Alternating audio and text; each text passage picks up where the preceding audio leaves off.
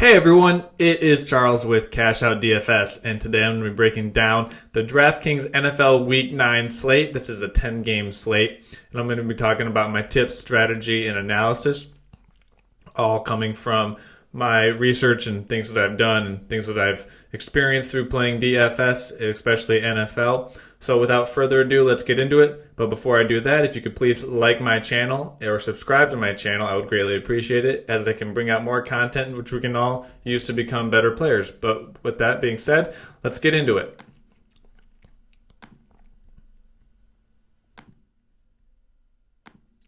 So here we see on DraftKings the quarterback pricings for this week's slate, and I've got a couple of different players that I really like here that stand out. Obviously, I'm not going to tell you to not play Russell Wilson because he's in a really good spot against Tampa Bay, who gives up 30th. They're ranked 30th against opposing quarterbacks. So I totally understand if you want to play Wilson at home. It makes a lot of sense. Tampa Bay has a really good run defense, so Wilson might have to pass a little bit more. But I'm looking down here at Matthew Stafford. Now, if you watch my video from last week, I was pretty high on Matthew Stafford because of the fact that the Lions did lose Kerryon Johnson, and they had a good matchup against the Giants last week, and I also anticipated them having to throw the ball a little bit more because of the loss of Kerryon Johnson. With that being said, Stafford now gets a matchup against the Raiders, and the reason why I like Stafford here is because he has a pretty consistent floor aside from this Green Bay game as well as this Philadelphia game, and in both of those games, the Lions ran the ball really well in the Green Bay game, and in the Philadelphia game, the Lions got a special teams touchdown on a kickoff return. So I think Stafford's in a good position to succeed here as long as something freaky like that doesn't happen, and his floor, given good matchups, is pretty consistent. And when you play the Giants and go for 27 and the Minnesota Vikings can go for 32.5, I like that, as well as his floor of 32 passing attempts per game. Now, another quarterback that I like is actually in the same game, and that is Derek Carr, and he is priced at 5.5K. Derek Carr had a really good game last week against Houston, putting up 23.4 DraftKings points, and the Lions continue to give up fantasy points and bundles to opposing quarterbacks. And the thing about the Lions defense, if you've watched them at all, what they like to do is they like to rush 3 or 4 pass rushers and then drop 7 or 8 guys into coverage. This is kind of Matt Patricia's bend but don't break defensive mentality and strategy, and a lot of quarterbacks have been able to take advantage of this, as Detroit is allowing 23.5 fantasy points per 2 quarterbacks, which is third most in the NFL. So Derek Carr, I believe, is in a very good position to succeed at that 5.5K salary.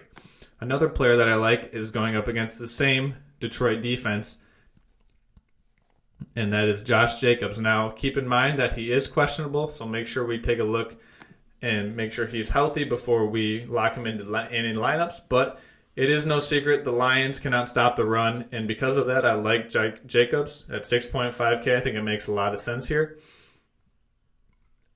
Oakland has a really good offensive line, and if you've watched any of Oakland games, they want to run the ball, pass short, keep the sticks moving, and then take a couple different deep shots. And the fact that they're giving Jacobs a lot of touches, because against the Lions, a volume running back can be very successful. We saw it last week with Saquon Barkley, and the week before that with Delvin Cook. If you go check their game logs, you'll see that both of those players had over 20 touches against the Lions, and they were very effective. So I like Jacobs because of that. He's at home, and the Lions, simply because of their defensive strategy, don't do well against teams that like to run the ball. Now, the Lions give up just a shade under 30 fantasy points per game to running backs, and I think Jacobs is the guy here to take advantage of that because he does see the goal line opportunities for the Raiders. Let's move on to another player that I like, and that is Aaron Jones of Green Bay.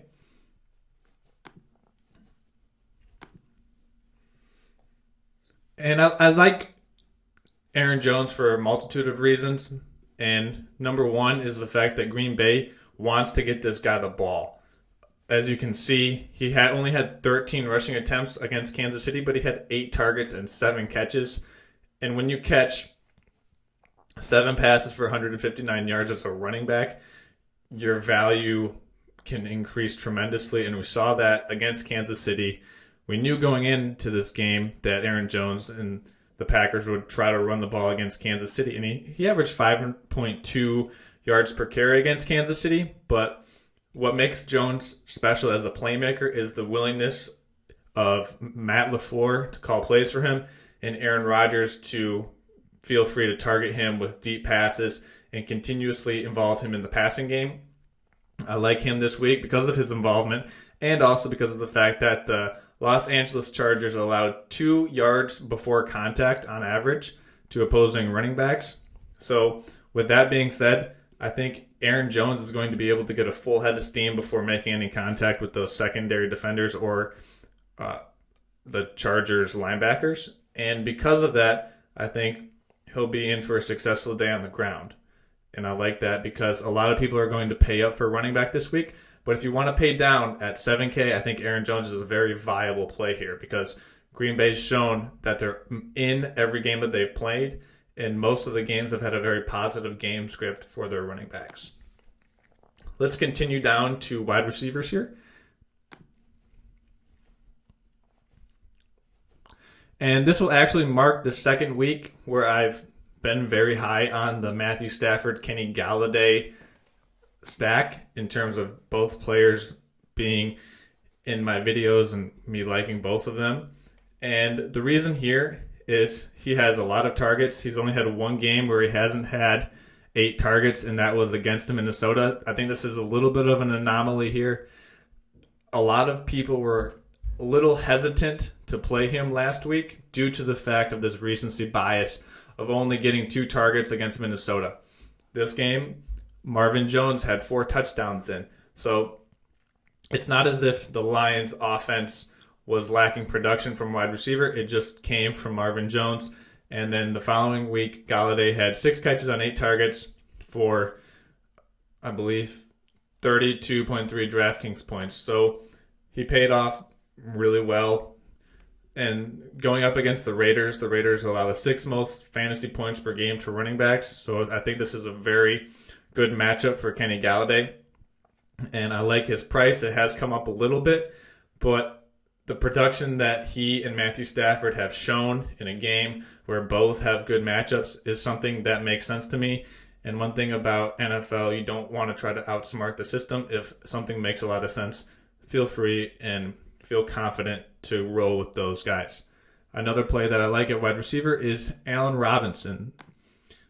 So I've continuously documented that the Philadelphia Eagles have a hard time stopping outside wide receivers. And this play makes a lot of sense to me because Robinson gets a lot of targets. And the reason why is because Allen Robinson is the apple of Mitch Trubisky's eyes, even Chase Daniels. Robinson has 63 targets over the course of the season, which is right around 9 per game. If you give me 9 targets per game for a good wide receiver against a team that has trouble stopping outside receivers, which is where Robinson usually lines up, I think this is a good matchup for 6.8K, which is kind of a lot for this week, but I think Allen Robinson has a really good shot of paying off that salary. Now let's move on to tight ends. And there's 2 tight ends that really jump out to me this week. One is Hunter Henry. And I like Henry because we can project what type of usage that he's going to see in this offense pretty well. As you can see, 6, 8, 9, 5 targets per game. So the reason why I like Henry is because he gets the targets and he also gets red zone targets. Going up against the Green Bay defense, who just gives up a shade under 15 fantasy points per game to tight ends. And when you think about that, do you think the backup tight end for San Diego, who I believe is Virgil Green, how many points do you foresee Virgil Green scoring as opposed to Hunter Henry? I think Henry sees an overwhelming majority of those 15 fantasy points per game that Green Bay allows. My second tight end that I like is Zach Ertz. Now, this might surprise you, but Zach Ertz has 1 receiving touchdown on the year. Look at this.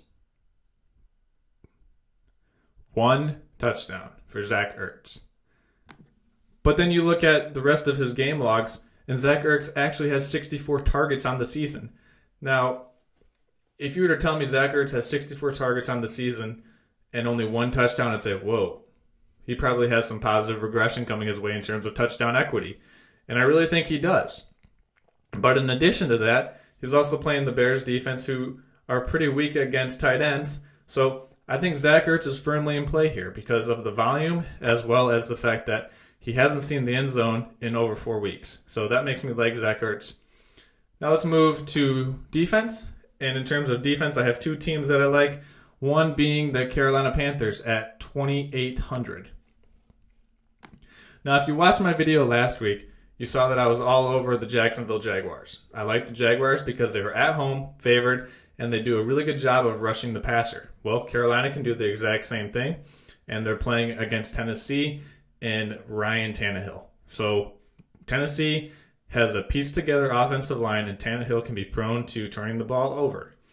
I like my chances playing against this O-line and Tannehill, and I just think that after the Panthers got absolutely dominated by San Francisco last week, this team's going to come out kind of chippy and with an edge on their shoulder and, a chip on their shoulder and want to get after it against Ryan Tannehill. So I like the Panthers for that reason. Another team that I like defensively is Green Bay.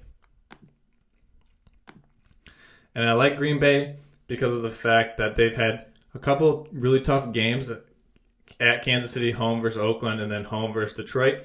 But I think going out to the West Coast to play the Chargers will be a good reset for Green Bay, as well as the Chargers are the 3rd worst team in pass protection in the NFL. Green Bay has 20 sacks on the season, but they've played some pretty good offensive lines. I think this is a game where Green Bay's pass rush can get loose on Phillip Rivers and be able to take advantage of their pieced-together offensive line.